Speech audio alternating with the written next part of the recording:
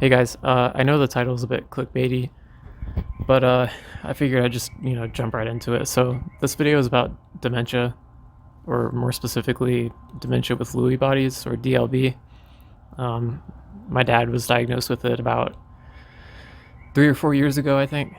So I wanted to talk about the pathology of the disease, and as well as I wanted to share, personal anecdotes from my experience in having a family member with DLB. And there's really not much more to say, I guess. So I'll get right into it. All right, so I know you guys probably can't make this out very well, but I'm just going to go briefly through the clinical features and the symptomology of DLB, dementia with Lewy bodies. And after that, I'm going to kind of go into my own anecdotal experience with how I've seen my dad exhibit these symptoms. I'm just going to list them off. We have the 4 clinical features of DLB being fluctuating cognition.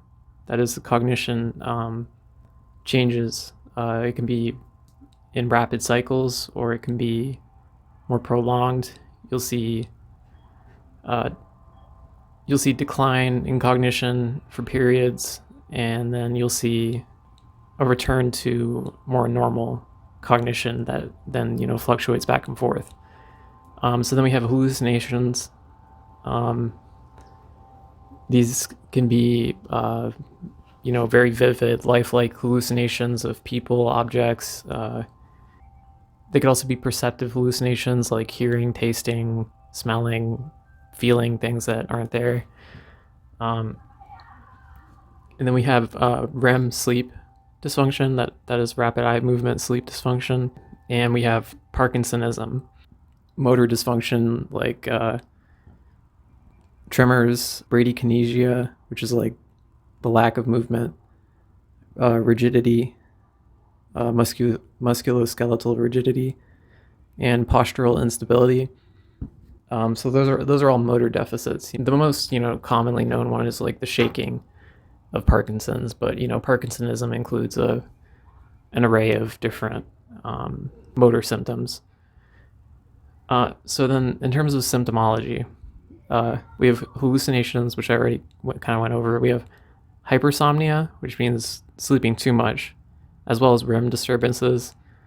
We have hyposmia, which is the decline in the ability to smell. We have delusions and paranoia, motor deficits, Parkinsonism, mood deficits, apathy, anxiety, depression, agitation, behavioral disturbances, like behavioral aberrations, things that people will do things that they normally wouldn't, sometimes antisocial behaviors. Then we have fluctuations in cognition and alertness, which I already went over, but in more detail, it's deficits in executive functioning, attention, visuospatial function, and memory. And then we have dysautonomia, which is kind of a broad symptom of dysfunction of the ANS, and symptoms that are categorized by under the umbrella of dysautonomia include orthostatic hypotension, which is a sudden decrease in blood pressure upon standing, usually. Then we have supine hypertension, which means when you're laying down, your blood pressure is higher than it should be. We have urinary problems, excessive sweating, salivation, and drooling. We have dysphagia, which is the difficulty in swallowing food or water or whatever, or swallowing in general. And then we have pretty much every facet of GI dysfunction, including constipation, gastroparesis, nausea, and medication malabsorption. And then finally, we have antipsychotic sensitivity, which I'm going to talk more about in detail later. So those are the general symptoms, but now I'm going to get more into my personal experience with seeing someone with this disease decline, and how it looks, or how it has looked to me, and how I've experienced my dad going through this.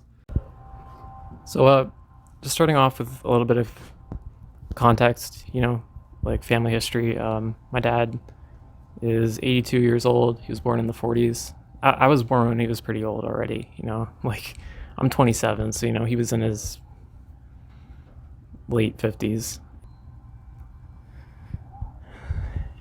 I'm having a little bit of trouble, collecting my thoughts because this is kind of a difficult thing for me to talk about. Um, I'm pretty.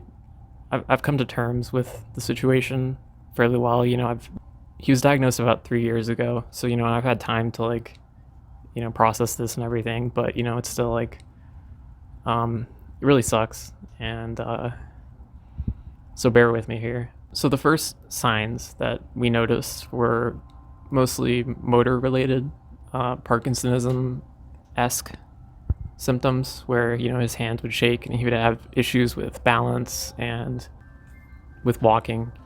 And then also we noticed deficits in memory, mostly minor deficits though, like he would forget. He had trouble with birthdays and he would forget, short-term things. At first we thought it was just him getting old. Like when you get old, you have your body changes. That's just a part of life. But it became more apparent that it was more than that. As it progressed, he eventually got diagnosed with DLB. I'm in sort of a complicated situation where I can't see him physically. He's in another state for reasons that I'd rather not go into detail about. For fear of retaliation, I guess. It's a difficult situation, even aside from the fact that he has DLB. There's a lot of family dynamics involved. It's a real can of worms, and I'm not going to get really into detail with that because if anyone were to see this video who were privy to the situation, then it could have real repercussions on my ability to speak to my dad.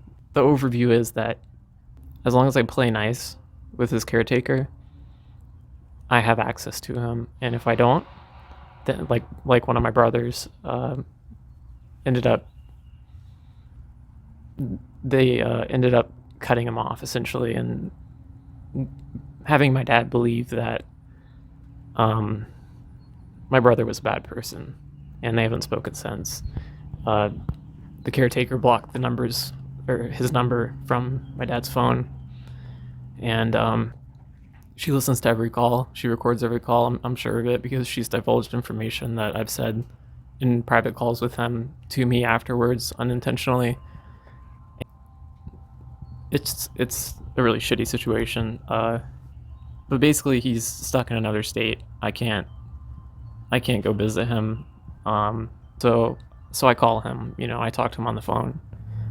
And I've been calling him pretty frequently. At least once or twice a week for the past couple of years.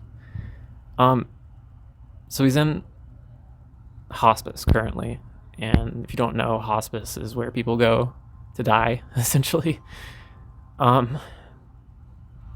It's where they provide palliative care, which is code for trying to make someone's life as enjoyable as possible before they die, because death is inevitable with this disease. This is a terminal disease. There's no cure.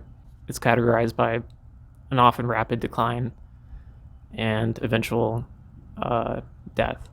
That's just how it goes. So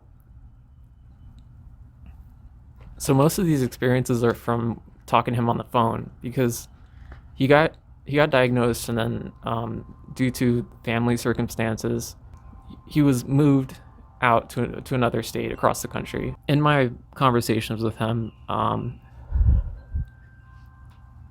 I just wanted to share my experiences, and I'm not quite sure where to start. When I first started talking to him on the phone, I guess I'll just start chronologically. When I first started talking to him, he seemed pretty normal, lucid.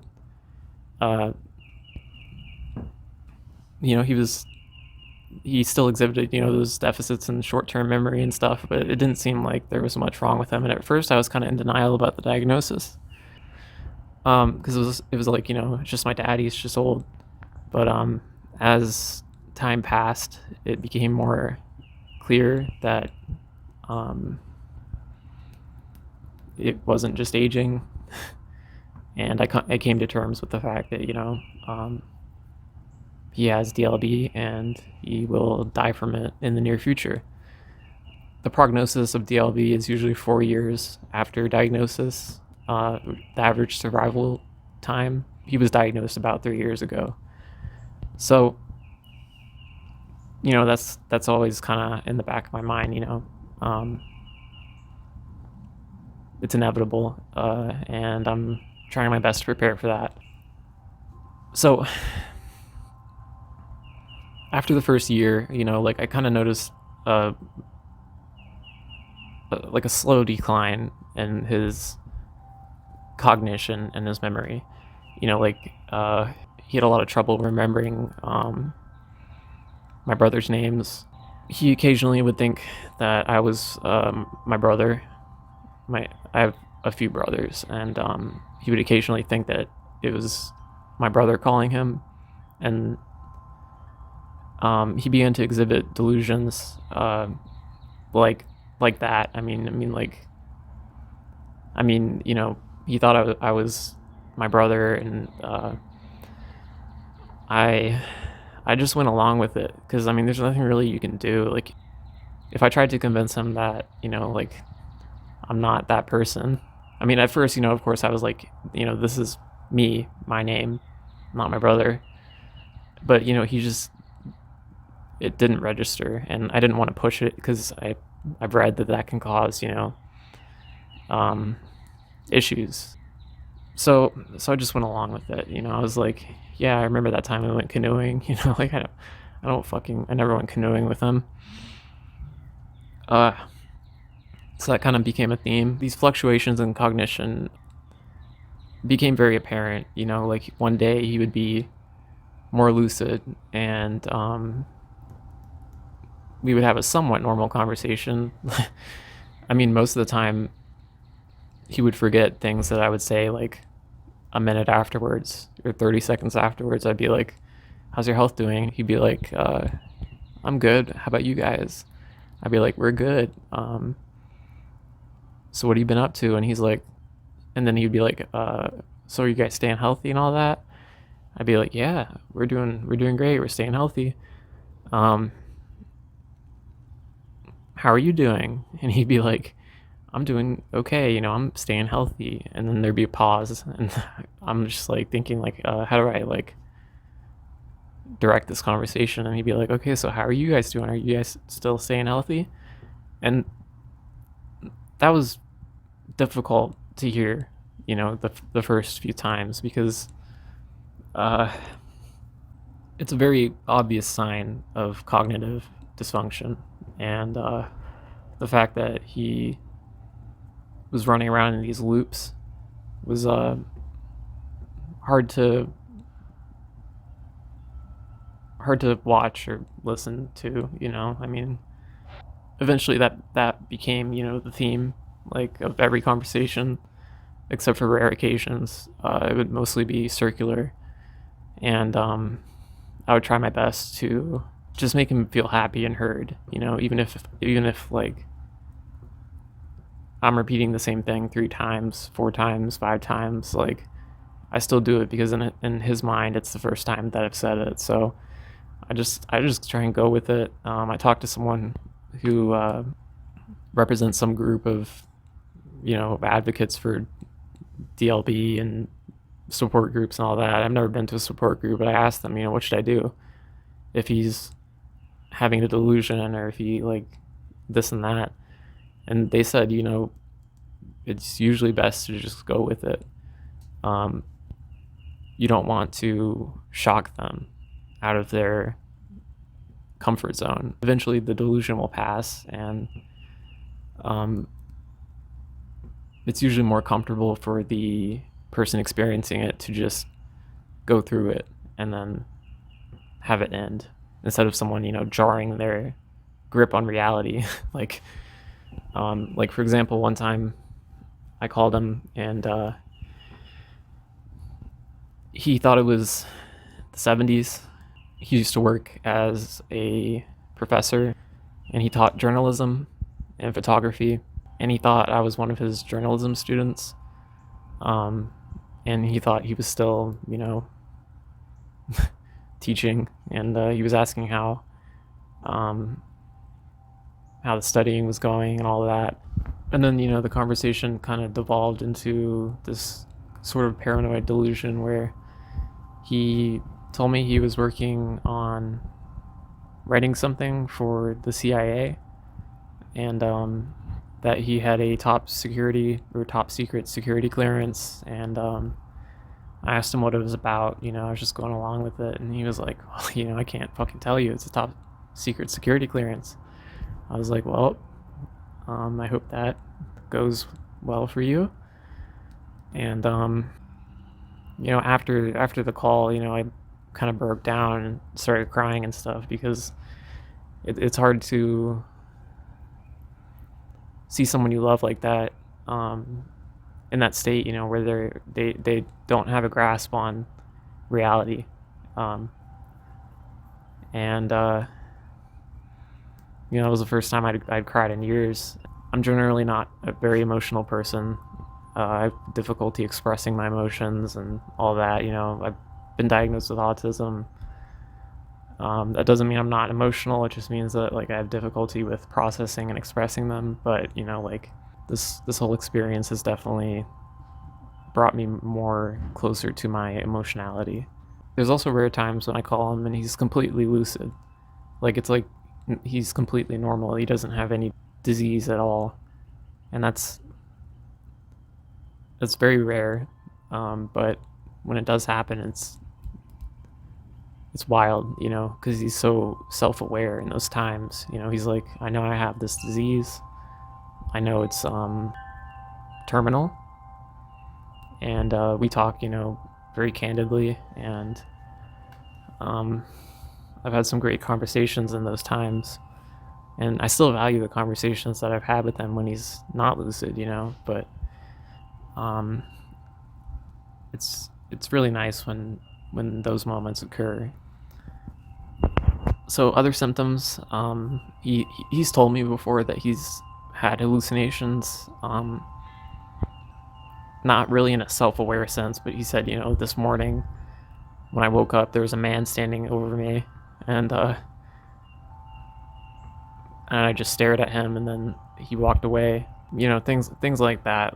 He doesn't really display pretty severe hallucinations yet, but he's had several times where it seems like, from what he said, he has had perceptual aberrations and lifelike hallucinations of people and things. From what I've heard, he has a lot of trouble with dysphagia, swallowing, which makes it difficult for him to eat. So he has to drink a lot of Ensure, supplemental drinks, and he has difficulty with walking, getting up, moving around, stairs, all that. And so he's lost some weight, or a pretty decent amount of weight, which is concerning. That's usually a sign of decline. He's also expressed to me, paranoid delusions that his caretaker is I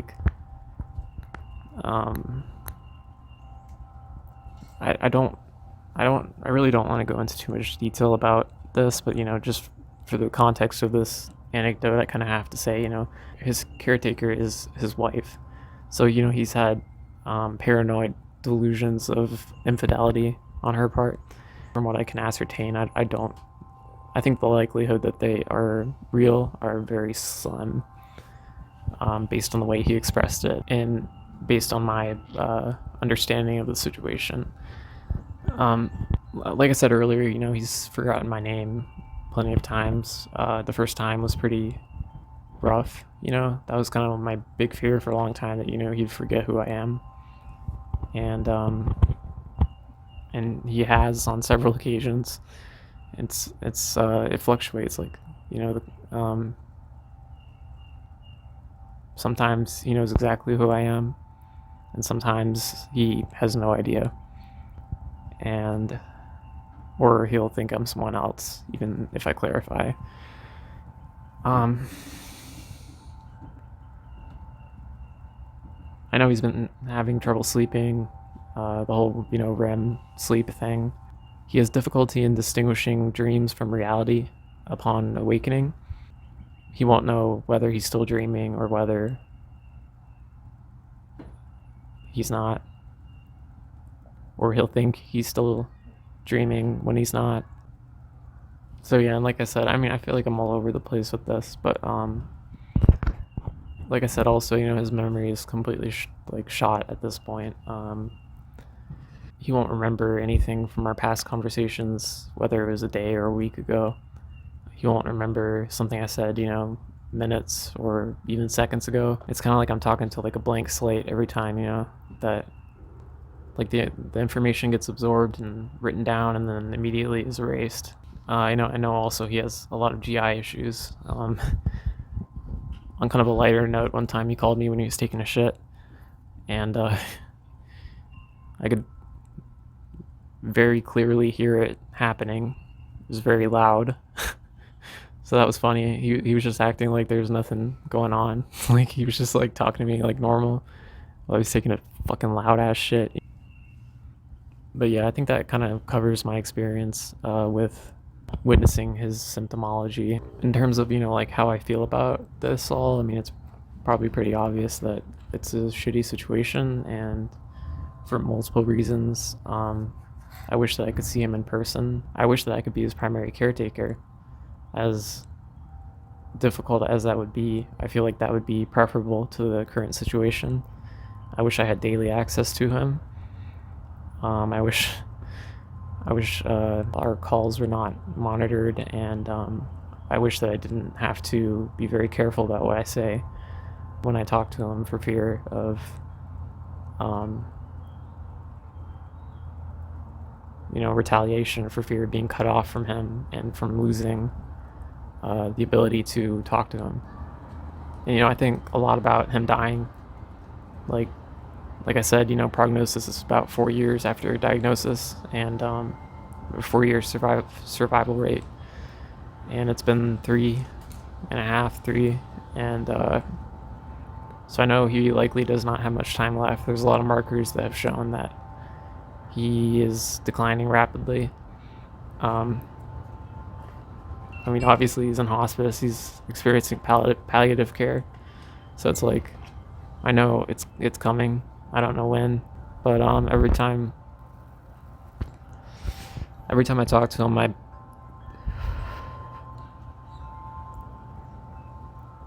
I mentally prepare for it as if it's the last time that I'm talking to him, because I just don't know how it'll go. So I just try and make it very clear to him that I love him.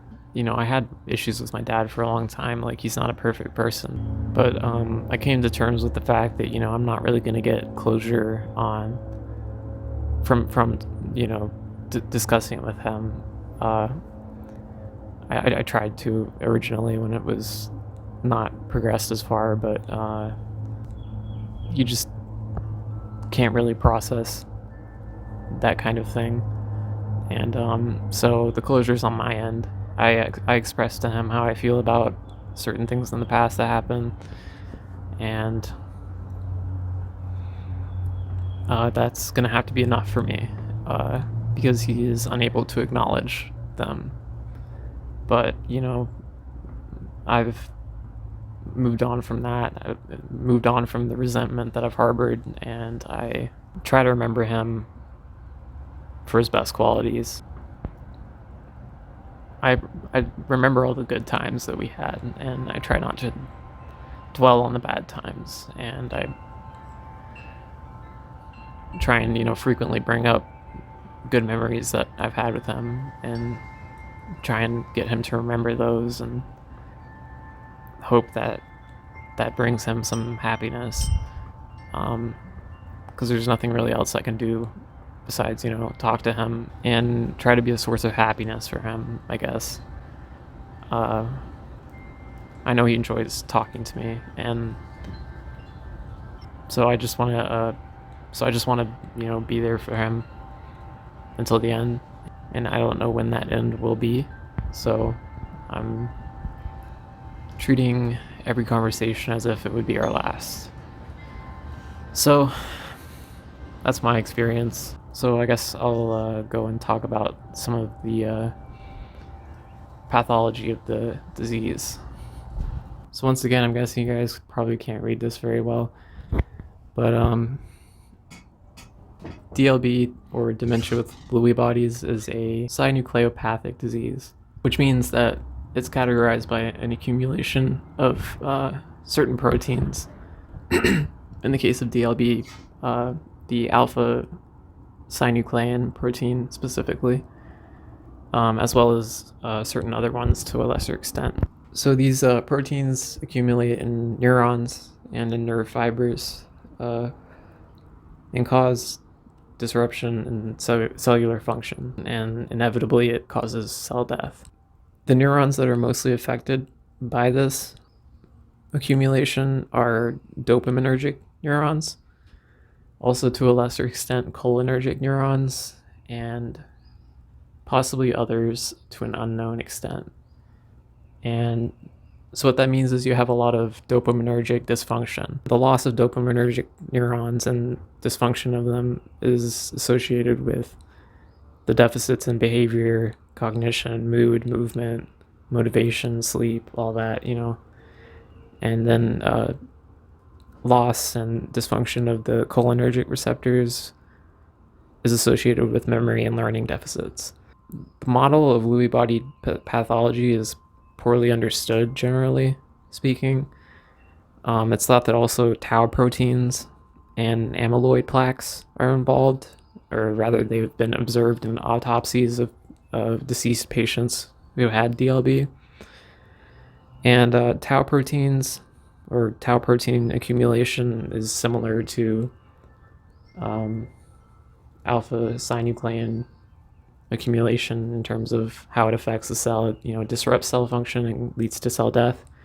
Amyloid plaques are a little bit different. They are extracellular phenomena that are aggregates of protein that form plaques and gray matter outside of cells. It's unknown to what extent these two play a role exactly in the pathology of dementia with Lewy bodies. So the damage caused by the dysfunction and death of these dopaminergic, cholinergic, and other neurons is very widespread. It occurs in many regions, pretty much the entire brain. And so I made a little list here, and I listed the region and the function that that region processes. So we have the cerebral cortex, where thought, perception, and language is processed. We have the limbic cortex, where emotions and behavior are processed. The hippocampus, where we have memory. The midbrain and basal ganglia, where we have movement processing. The brainstem, which is sleep, alertness, and autonomic nervous system dysfunction. Then we have the olfactory cortex, which processes smell, and then we have also these other targets which are lesser known as to how they're implicated, and that includes the hypothalamus, the spinal cord, and the PNS, or the peripheral nervous system as a whole, which includes a lot of different things. I mean, that's pretty much it, really. Like, there's not a whole lot of information on the exact mechanism that these aggregates of protein cause cell death, and you know exactly how or why they accumulate. But this is just a general overview of it, and I don't know. I guess I just wanted to talk about it because it's been on my mind a lot. So yeah, I'll go on and close out the video because there's not really much to expand on here, I guess. So, like I said, I mean, there's not really much more to say. I didn't really want this to be a sob story. I more so wanted to share my experience in knowing someone with this disease, and I wanted to go a little bit into, I guess, explaining what it entails, because I don't know if a lot of people know exactly what DLB is. I figured I might as well talk about it. On